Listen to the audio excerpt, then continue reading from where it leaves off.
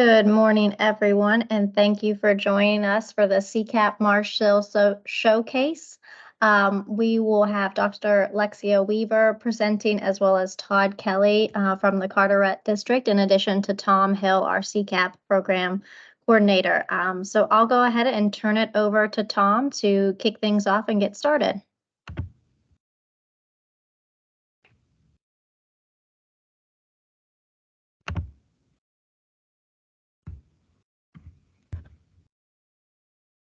Hey, Tom, you may be on mute, it looks like.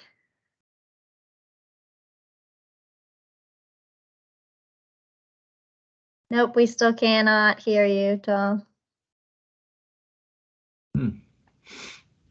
Okay, let's try it again. Yes, you're good now.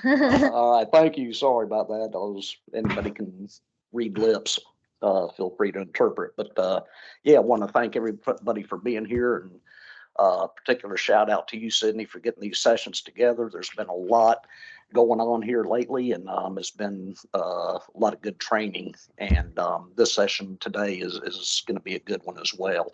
So we really appreciate everybody attending, and looking forward to a great presentation by Dr. Lexia Weaver and Todd Kelly. But this photo here is a project that was completed about a month ago. Actually, it was a two-phase project. It's at McGinnis Point there in Bogue Sound, and a tremendous amount of work. This is just down from the aquarium. A tremendous amount of Marsh Seal living shoreline work has been completed on Bogue Sound, which is an outstanding resource water. And it's a really unique habitat. You can see the breakwater system there and how effective it is, the wave action coming in, and how the Marsh Seal breakwater has really functioned well in this case. So next slide. Just a quick reminder on CCAP, it is a water quality stormwater retrofit program on non-ag lands. The property has to have been in place, had the certificate of compliance approved for 3 years plus. There's 17 BMPs that we address natural resource concerns with. The regional application process closed November 16th. Should have knocked that one out. But anyway, it is limited funding, but we did get the 1.5 million one-time non-recurring funds in 2022. And that really showed the effectiveness of what this program can do. Got a lot of great projects contracted, and several have been implemented so far, several of those including Marsh Sills, with the good work of Todd and Lexia. And then in 2023, we had about $400,000 that was allocated for the 2023 fiscal year. Concerted effort is being made for the 2024 fiscal year to get some additional one-time non-recurring funds. Of course, we won't know that for a while, but there is a concerted effort underway to do that. Hopefully, we can realize some additional funding and get some other great projects on the ground. Photo there, this is North River Farms in Currituck County. This is about 500 feet of Marsh Seal. You can see a different breakwater system than the McGinnis Point project. And this one was, sometimes they barge in the breakwater systems. This one was done by land. Next, please. This just gives you some background on who participates in the program. This is since 2017. When the regional application process began. So it is a regional application process. We treat CCAP much like a grant. There's a prioritization ranking system, so we are no longer making individual allocations to the districts. The rule that governs CCAP does allow for that, should enough funding be available there. But we were making small allocations to districts when when funds were allocated to the districts. Somewhere in the neighborhood of $1,500 to $3,000, and it just wasn't enough to get good projects on the ground. So the commission approved in 2017 the regional application process. That really opened the doors much more so for higher funded projects to be implemented. And you can see the breakdown there individuals, government, nonprofit entities, and then commercial, and the breakdown of what's considered a government entity, nonprofits, and the commercial private companies that have also been involved. Next, please. The Marsh Sills standard, this is, of course, is on the web page. It is the CAMA permit is the driver for the Job Approval Authority, and our policy reflects the CAMA permit requirements significantly. It's in tandem with the CAMA permit requirements. So that is the driver for these.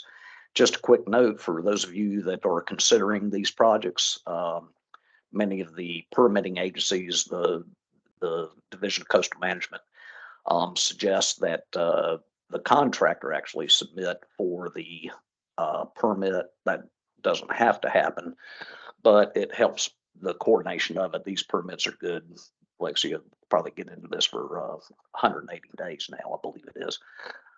So it is a fairly short duration. If the individual does that without coordinating with the contractor, it could cause the permit to run out of time, and would not, they'd have to resubmit for a permit. There are a lot of various materials for breakwater systems now, and many companies are developing proprietary systems.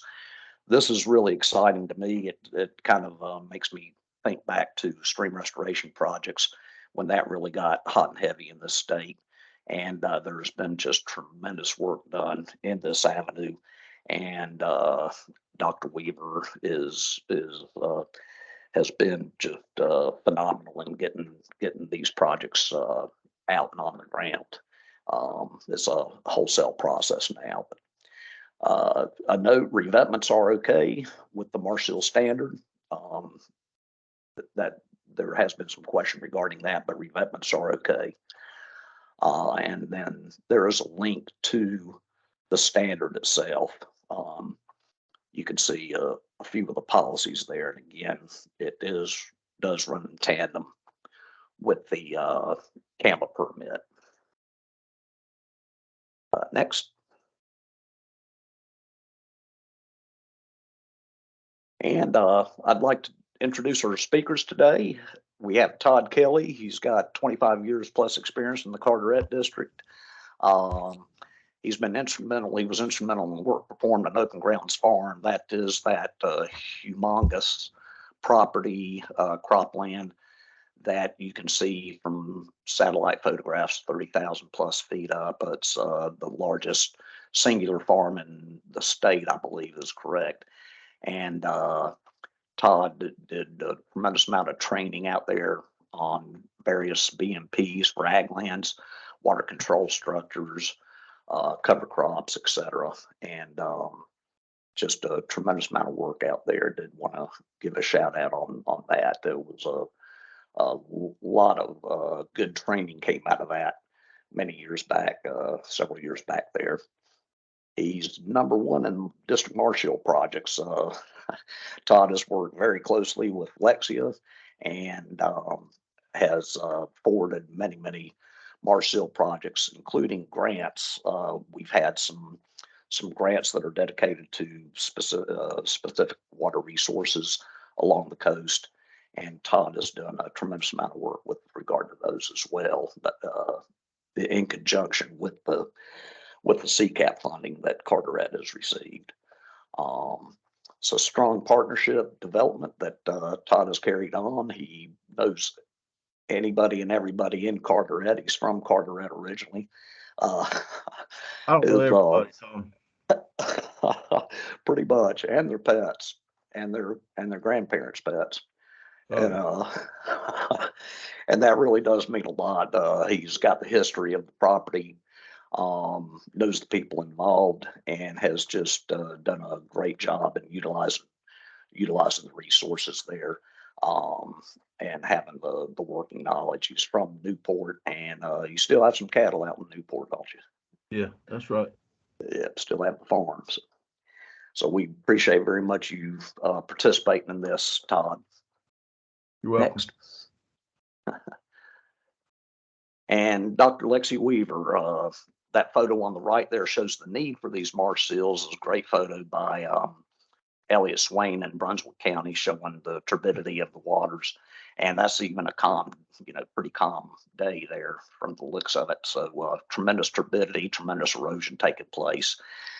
Lexia has her master's and PhD in marine studies, and she's the Coastal Federation Central Regional Director and the Living Shoreline Program Director for the Coastal Federation. And I'm sure most of you are probably along the coast in particular very well aware of all the incredible work that Coastal Federation does. Lexi has really taken the Marsh Seal Living Shoreline projects and developed them wholesale, getting together contractors, working with universities and others with regard to research, and doing a tremendous amount of getting volunteers engaged in planning living shorelines and getting these projects on the ground.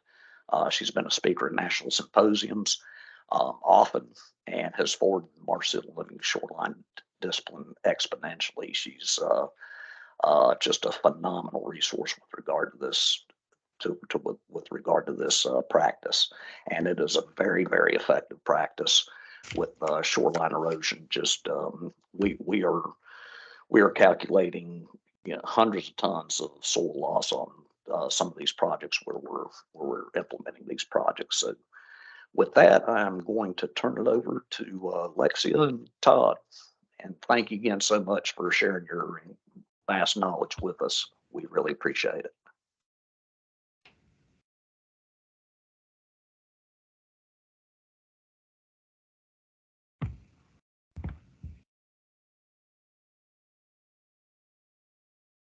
Get my slides ready here. Can everybody hear me okay?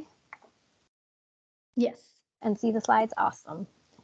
All right, so good morning, everybody. Thanks again, Tom, for that great introduction. I primarily work on the design, permitting, and construction of marsh seals for the North Carolina Coastal Federation, and these are also called living shorelines, which you'll see mentioned in the slides quite a bit.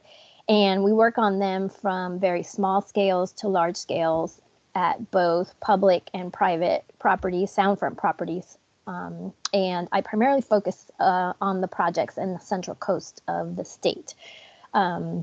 So Todd Kelly is going to be presenting with me here today. And we've been working together, as Tom said, for over 15 years now to implement these numerous marsh seal sites, as well as other BMPs in Carteret County. We've done some rain gardens and some cisterns in the past.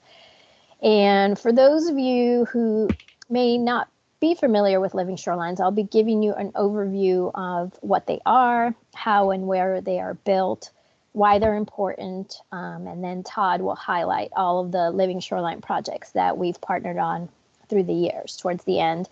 But Todd, feel free to chime in anytime, and if anybody has any questions as well. But before I begin, I just want to tell you a little bit about the North Carolina Coastal Federation, who we are and what we do. The Coastal Federation is a nonprofit environmental organization, and we are focused on protecting and restoring the coast of North Carolina. And we do that through environment education, through advocacy, habitat restoration, and preservation.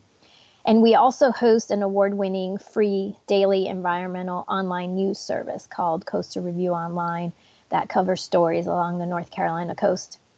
The Coastal Federation was founded in 1982, and we just got done celebrating our 40 years of coastal conservation last year, which was really exciting. We have over 30 staff now and a 30-member statewide board of directors, and we cover all 20 of North Carolina's coastal counties out of 3 regional offices that are located in Wanchese, in Ocean, near Morehead City and Cedar Point, and then in Wrightsville Beach. So we focus on 5 main goals, and these are clean coastal waters that support fishing and swimming, living shorelines that reduce downside erosion and provide habitat, which is the focus of our presentation today, thriving oysters that support the coastal environment and economy, effective coastal management that protects our coast, and a coast that is free of marine debris. So what are living shorelines? So basically, they are environmentally friendly and cost-effective alternatives to bulkheads and seawalls for protecting shorelines from erosion.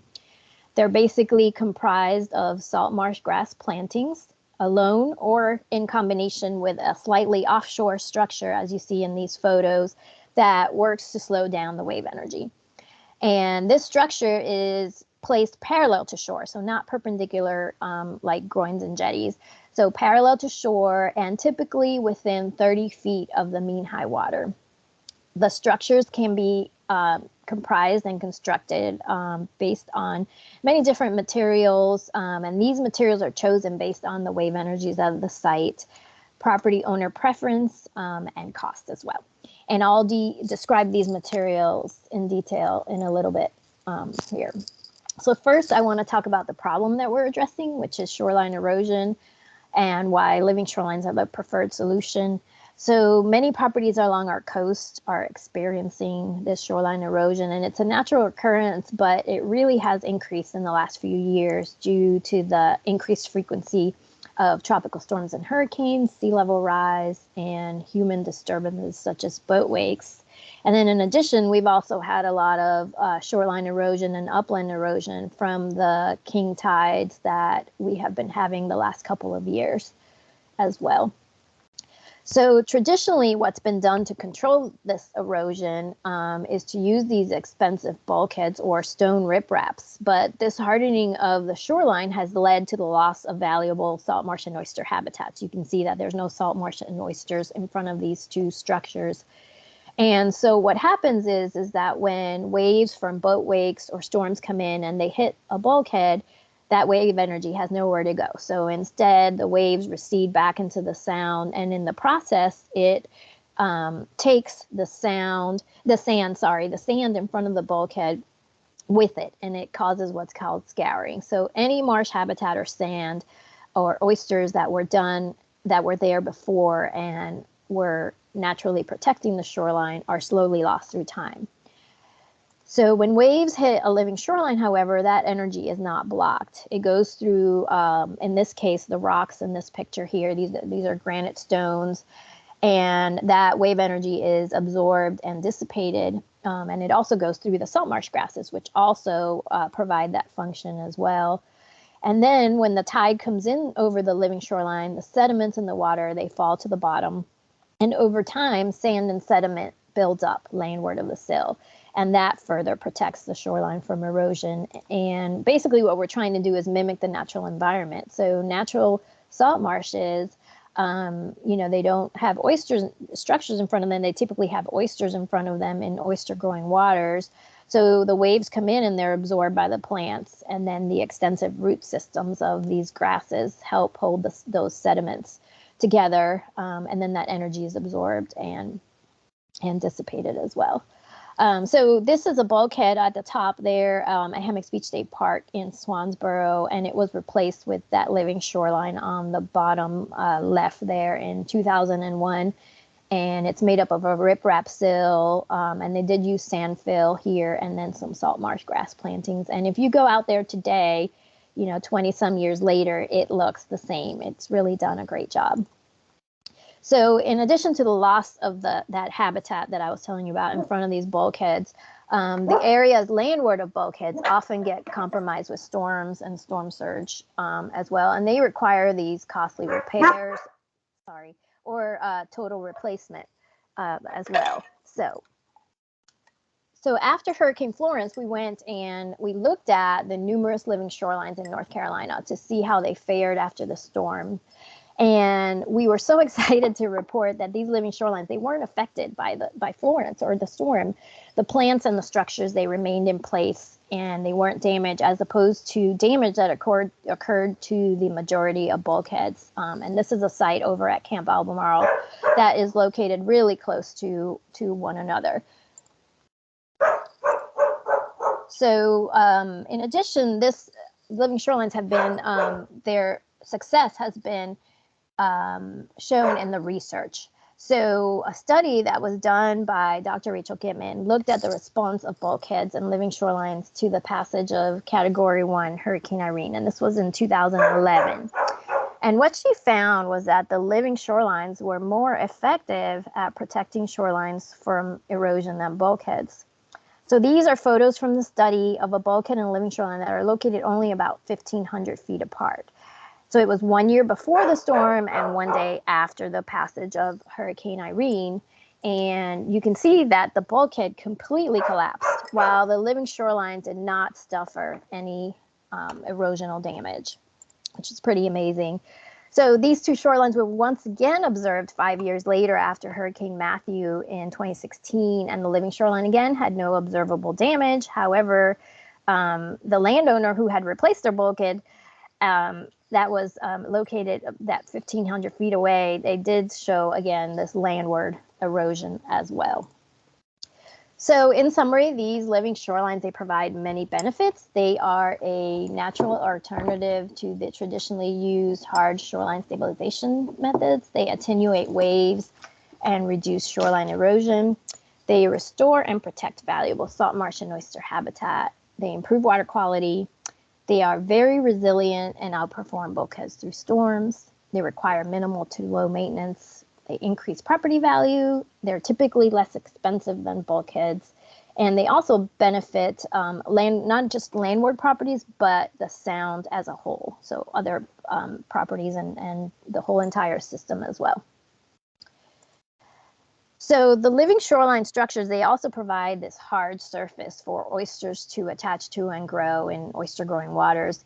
And they quickly develop into oyster reefs over time, providing this great habitat for fish and crabs. And then this in turn also helps to improve the filtering capabilities of the oysters and of the sill as a whole, as each oyster can filter about 50 gallons of water per day.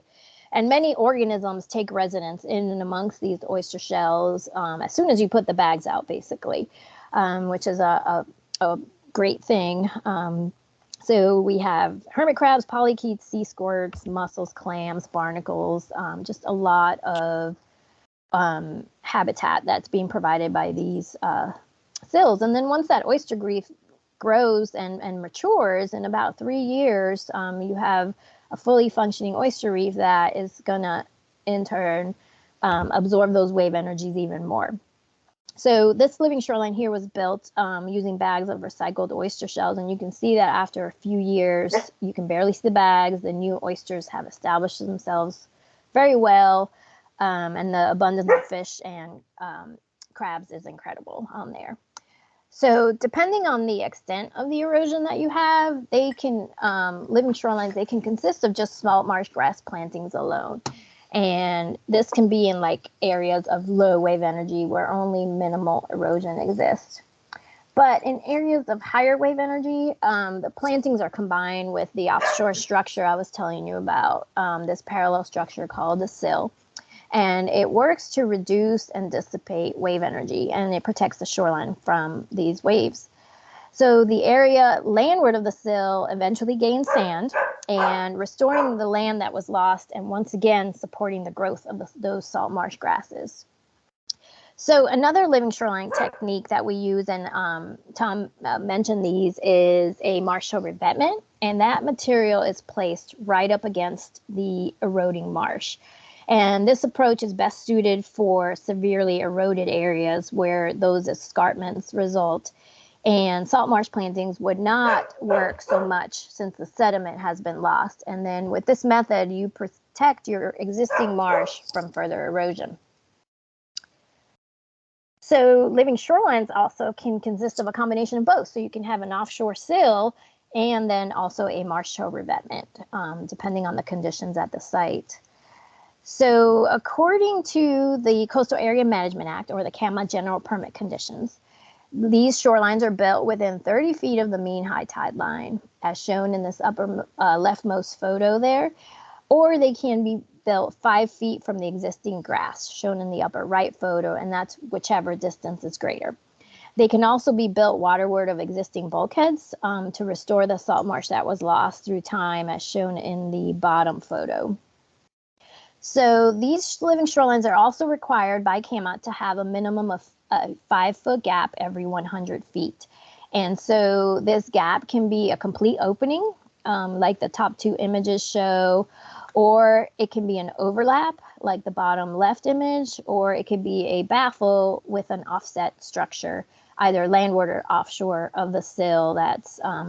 So this way you can still get your shoreline protection at the same time while still meeting that 5-foot every 100 feet requirement. And these openings can occur at any point during the sill. It doesn't have to necessarily be every 100 feet. It depends on property owner preference. For example, if they would like to leave an opening to get their kayaks in and out, for example. And I also wanted to point out that unlike bulkheads, which have a negative effect on neighboring properties, living shorelines don't affect the conditions of your adjacent property. So I talked to you a little bit about the different materials that we can use.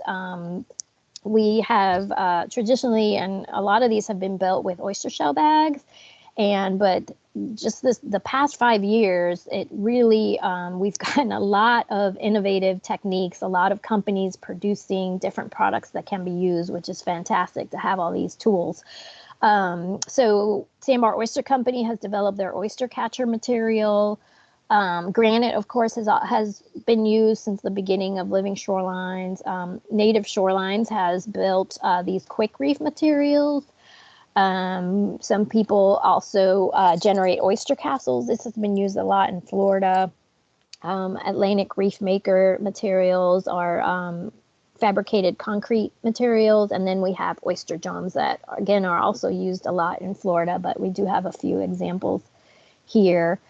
And what we found is that with the wave energies that we experience in Bogue Sound here in Carteret County, oyster bags and the oyster catcher and the quick reef materials work really well and are typically less expensive than the other materials here. So if needed, the area landward of the sill is planted with marsh grasses, and this jumpstarts the growth of the salt marshes, especially if the marsh has been completely lost. And these are the 3 species that we typically plant for living shorelines, the Spartina alterniflora, the Spartina patens, and the Juncus romerianus. And typically, the one that we mostly plant is the Spartina alterniflora, the smooth cordgrass in the intertidal zone. So these plugs are purchased from nurseries, and they're easily planted. We use these orange dibble bars, and we plant them about 6 inches apart to a foot apart. And what this dibble bar does is it creates a V-shaped 6-inch hole. You put the plug in, and then you just cover it up. And the best time to plant these grasses is in the spring, and the closer you plant them together, the better success rate that they will have. So I just wanted to show you some before and after photos so you can see how successful these plantings can be. These were taken at Jones Island in the White Oak River near Swansboro, and after a year you can see how the marsh has established itself quite nicely. And this particular shoreline, the reason why it also did so well is that we put in over 9,000 plugs along this 250-foot living shoreline. So the more plugs you're able to plant, the quicker your marsh area will become established. Every shoreline is different. This is a different side of the island, on the other side of Jones Island, on the north side. And this one took a little bit longer to establish itself. So this one, after 6 years, it was reestablished as a marsh, and it was just a wider planting area for this one too. So we had just a lot more area to cover on this one, which is also a reason. Here's some before and afters of the plugs that were planted behind an oyster sill at Carteret Community College. So this one has completely taken off there with the marsh. And this one's at Trinity Center, again in Bogue Sound, in Pine Knoll Shores. This is a residential site that I like to use a lot because it's a great example of how these shoreline work at the private level. So you can see what it looked like in 2007 and after 9 years in 2016, and the shoreline still looks the same today, even after Hurricane Florence This was the site also that was sampled in the research that I showed you before earlier in the presentation. And then these are before and after of that same shoreline on the other side of the dock. So doing really well there. So in North Carolina, with the exception of salt marsh plantings, which don't require any permits, living shoreline structures are required to obtain either a coastal area, a CAMA permit, either a general permit or a major development permit. And then depending on the living shoreline design and the length of the shoreline determines whether it's a general or a major. So typical homeowner scale living shorelines less than 500 feet in length and no more than 30 feet from the high water line qualify for this CAMA general permit. The permit is $200 and involves providing a project location map and designs, which is just a simple diagram of the proposed living shoreline. You have to notify the neighbors on either side of the property, and this permit is valid for 120 days. So before April 1st of 2019, it was very difficult to even obtain this general permit for living shorelines, and it was a major barrier for increasing the use of living shorelines over bulkheads. But thank goodness, working with the regulatory agencies and our partners, as of 2019, in April, simple and small scale living shorelines can now be permitted just as easily as bulkheads through that amended CAMA general permit. So larger projects and those that don't meet the conditions of the general permit require a CAMA major permit. This permit costs a little bit more. It's $400. The forms are now electronic. They are on the North Carolina Division of Coastal Management webpage. And they require a little bit more information about the project, such as the narrative, a copy of the deed, things like that. This permit is reviewed by, and I believe it's 14 now, state and federal agencies. And typically the permit is received within 75 days of when they accept your application, sometimes 150 depending on agency review, and it is valid for 3 years, which is good. So currently, we have financial assistance, the cost share program for living shoreline sound property owners. The Coastal Federation currently has grants from the North Carolina Land and Water Fund and the General Assembly to provide this financial incentive. And then we also apply for the CCAP funds on behalf of the landowner.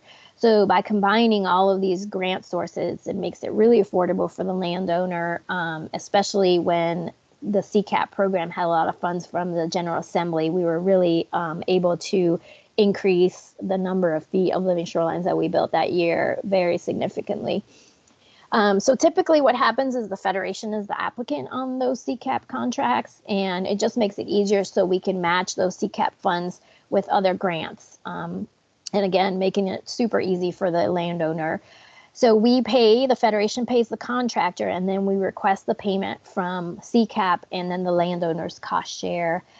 I just wanted to point out that 100% of the CCAP funds are completely used for construction. So for example, my time and travel on these projects are covered by those 2 grants listed at the top there for the Federation. So these are the number of projects that we've done to date. I believe there might be maybe 1 or 2 that we haven't added maybe, but I think this is pretty current. So we've done 14 Marsh Sill projects in Carteret County working with Todd.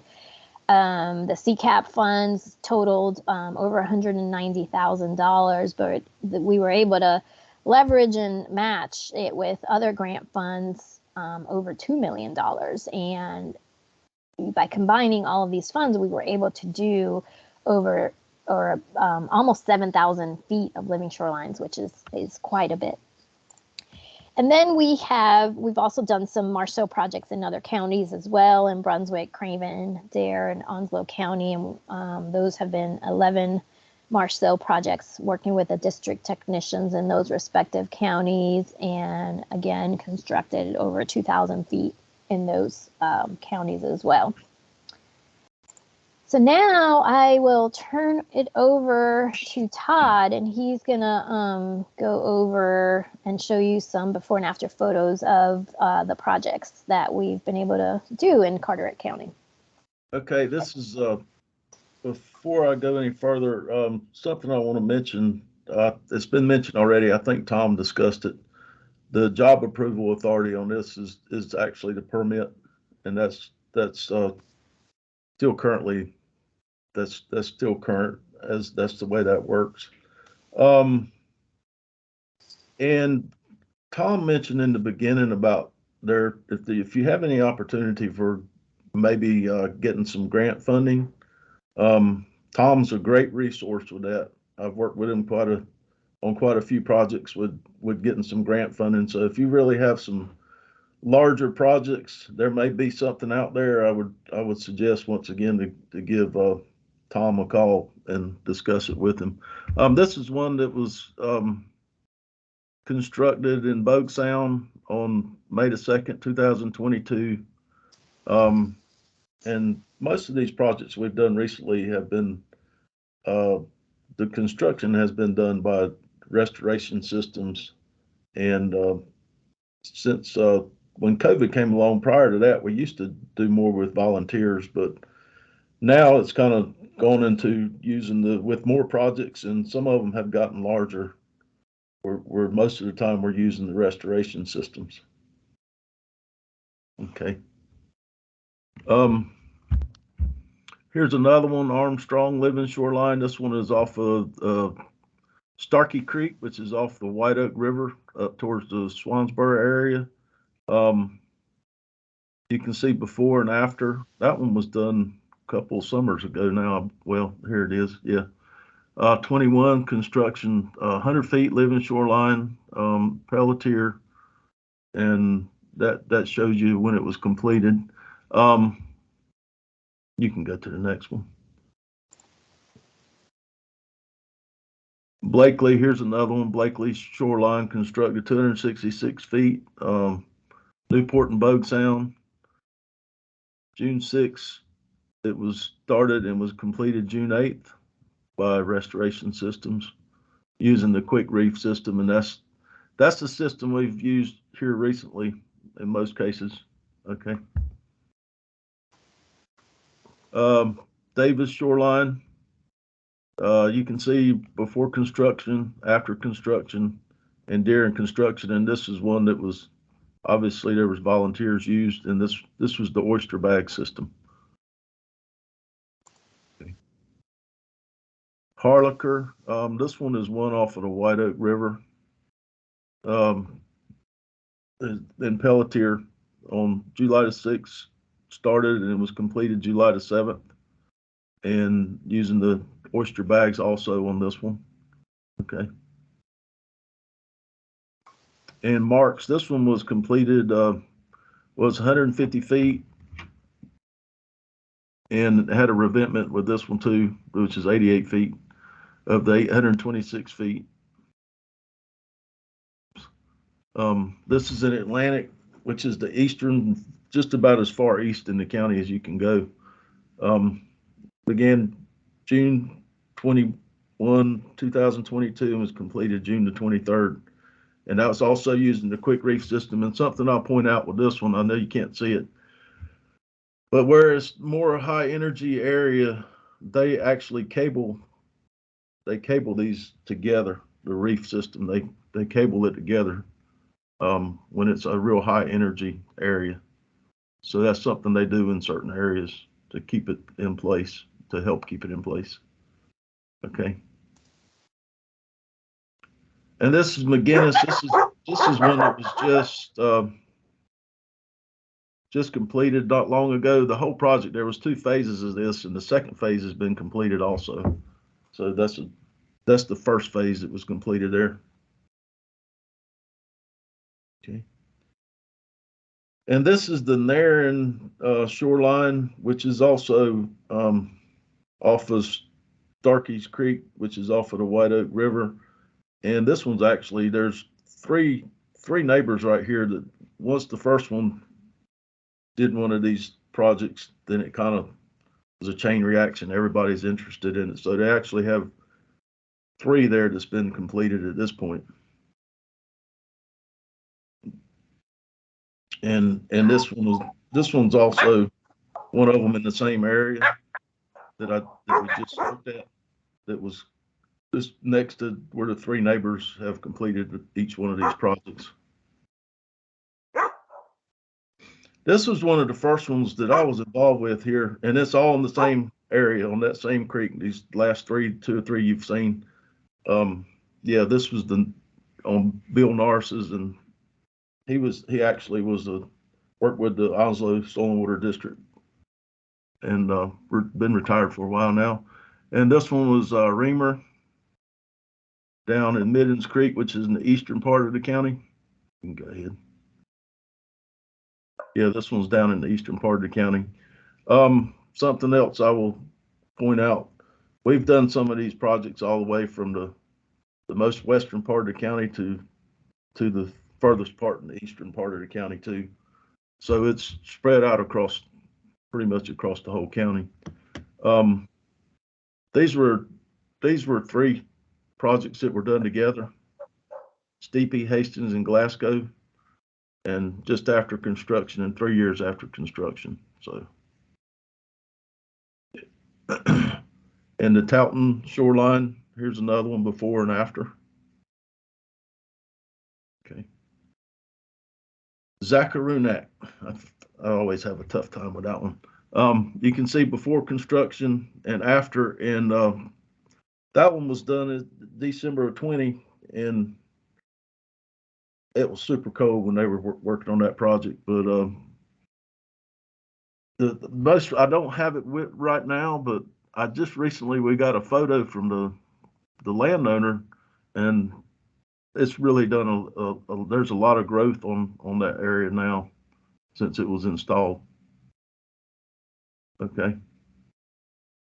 In Fort Macon, that's a proposed project, but this one has gone into the major permit process. So I'm not sure how quick that's going to be, because Lexi mentioned the process on the permitting, and the major permit can take a lot of time with all the agencies that may comment on it. Okay. That's it. Does anybody have any questions?